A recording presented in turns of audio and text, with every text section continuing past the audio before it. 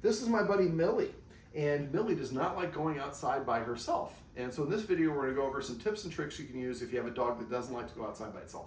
Now, before I just go over the step-by-step process, why does she not want to go outside?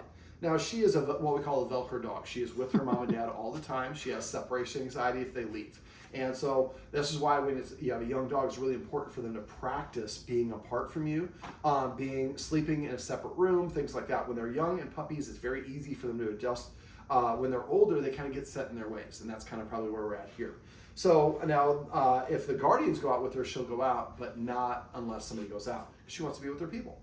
So we have the outdoor area here. We're just going to start in baby steps. Now, when you're doing these things, a lot of us, we ask our dog to take too big of a jump. We go from 1 step to 8 steps later, step by step by step. And if the dog can't do the next step, ask yourself, how can I make that step into a smaller step?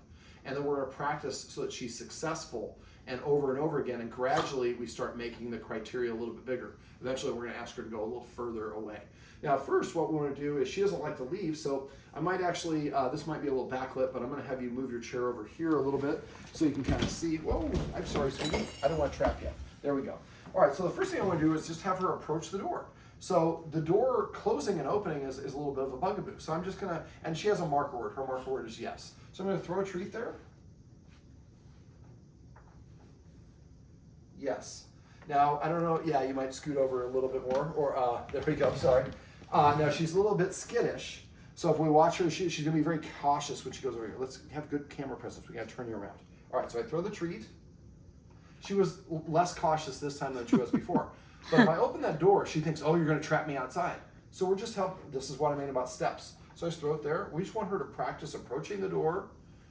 Something good happens, and she gets to go away, and we don't open the door. She's not trapped outside. All right, let's come back here. And I want to have her, kind of like we talked about the story of when I was surfing, we want to have her practice walking towards it, not just from here, walking from greater distances. I'm just throwing it here, but now I'm going to throw it in the little area here by the door. Yes. So normally say yes for the action, not when they get the treat, but in this case, getting the treat is the action. All right, let's do that again. And now I throw it there again, and yes. So now her feet are underneath her. She doesn't have any hesitation. Your dog has like its feet behind them, or they're like stiff, or they're getting it and run away. They're saying, I'm not comfortable yet. Come here, sweetie.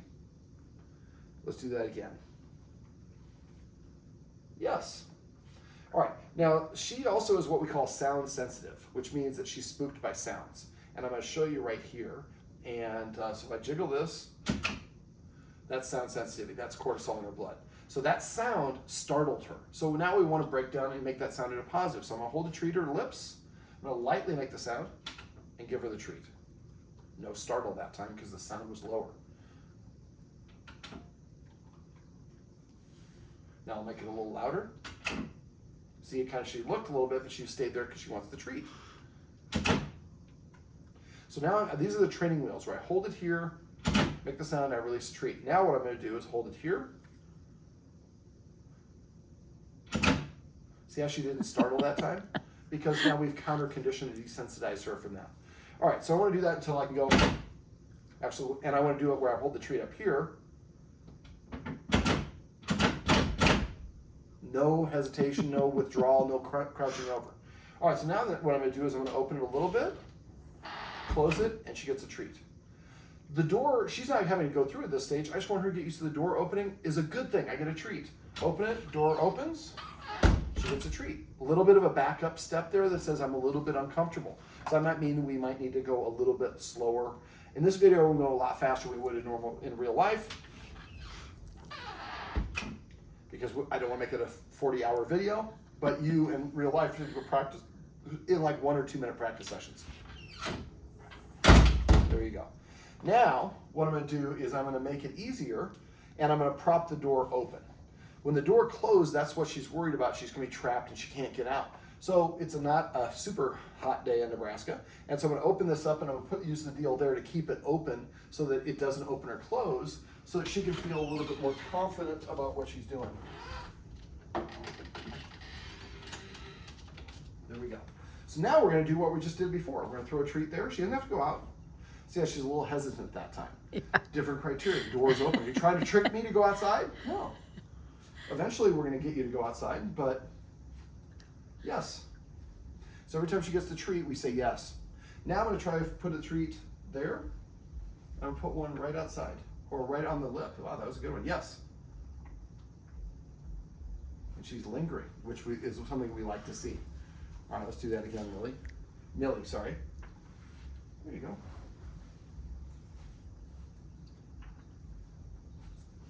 So if I give her a lot of attention, that makes her more interested in the attention. So now we got one right outside, so she's venturing a little bit further out. She's more interested in the treats. She's lingering, which is what we're looking for. So eventually, we don't have to put the treats inside. We can just go ahead and put the treat outside. Now she had a little bit of a lean on her back steps there because she's like, are you trying to trap me to go out there?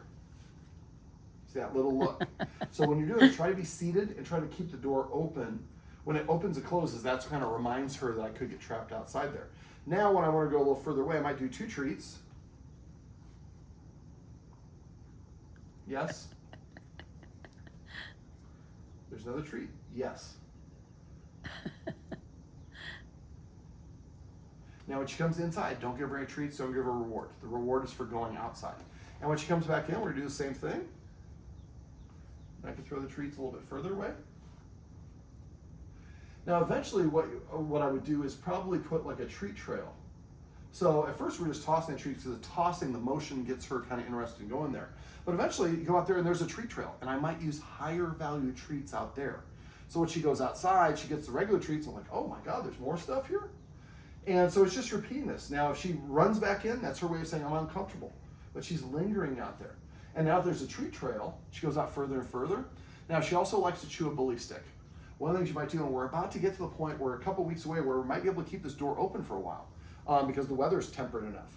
And so then what I would do is I would maybe get get the big bully stick you have, drill a hole through the end of it, take a dumbbell, take a zip tie and zip it loosely to a dumbbell and put it out there in the deal. So she can go outside, chew on her bully stick, which releases oxytocin and serotonin, chewing and licking. And then she gets to come back inside wherever she wants, but she can't bring her bully stick back inside. So now we're giving her more of an incentive to go outside. Eventually the trail goes further and further. Now at first I do the trail, remember every treat is maybe about 6 inches apart, then eventually a foot, eventually a foot and a half. And eventually you'll be putting the treats like way down by the pool, and she's running all the way to the pool. And then kind of sprinkles them around different areas. We want her to wander around sniffing. But after a while, she's comfortable going outside because there's treats outside. There's bounty there. Millie. And so we always want to end on a good note. So we want to end on a repetition. Do you want to live even further out there? Where you don't want to practice where she doesn't want to do it and you're trying to force her out. The whole point of this is she's doing all of this herself. We're just creating a situation where she wants to. All right, Millie, can we sit? Sit. Looks better on camera when you sit when I tell you to sit. We might have to work on that. There we go, sit. Well, this is my buddy Millie, and these are some tips and tricks you can use if you have a dog that doesn't like to go outside on their own. Cool.